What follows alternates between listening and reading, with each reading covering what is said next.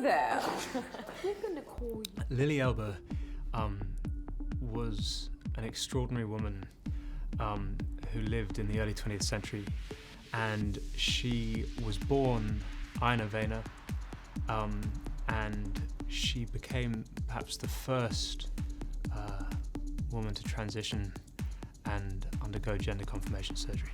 Read this script and fell in love with it immediately, and I remember I wept 3 times when I read the script, which is very unusual. And I to this day, it's the best first draft script I've ever read, and so I sort of fell in love with it at that point, and always dreamed of making it.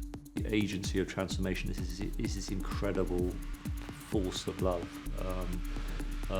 from Lily's wife, who kind of makes this change possible at a time when no one acknowledged the concept of a transgender woman or a transgender man, or the right of people to make that kind of change or make that kind of statement about themselves. So once again, I feel like I've been drawn to this theme of how we overcome the blocks between us and the best version of ourselves. So Gerda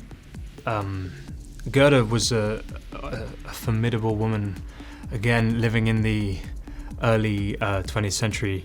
She was an artist, she worked independently, she had ambition, she had drive at a time in which those things were perhaps frowned upon for women.